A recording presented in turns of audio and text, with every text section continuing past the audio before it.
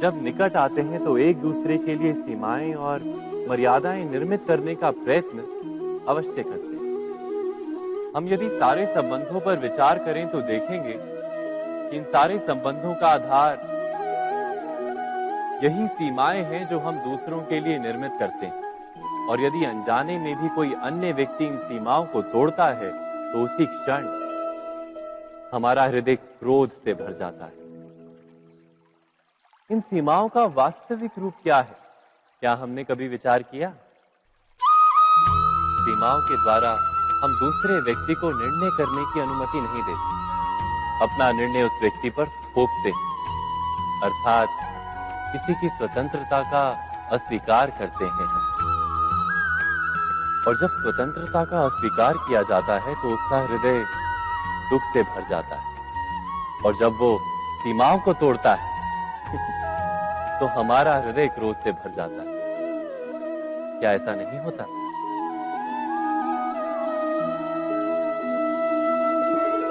पर यदि एक दूसरे की स्वतंत्रता का सम्मान किया जाए तो किसी मर्यादाओं या सीमाओं की आवश्यकता ही नहीं होती।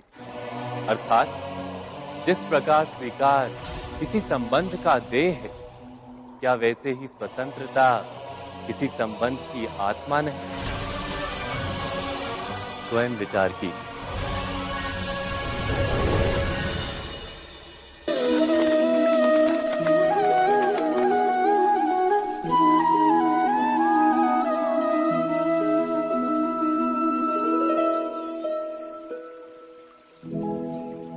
निर्णय के क्षण में हम सदा किसी अन्य के सुझाव, सूचना, मंत्रणा या परामर्श को आधार बनाते हैं, और हमारे भविष्य का आधार हमारे आज लिए गए निर्णय के ऊपर होता है।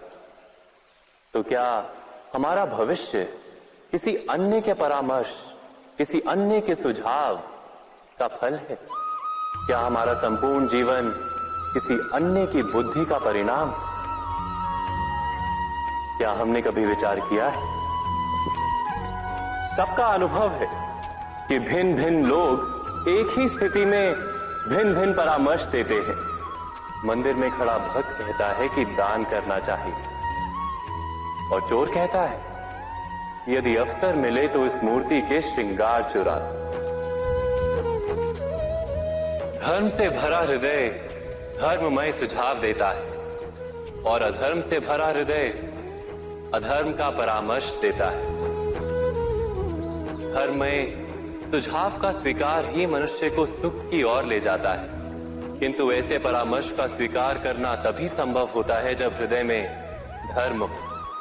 अर्थात किसी का सुझाव अथवा परामर्श स्वीकार करने से पूर्व स्वयं अपने हृदय में धर्म को स्थापित करना क्या आवश्यक नहीं? स्वयं विचार कीजिए।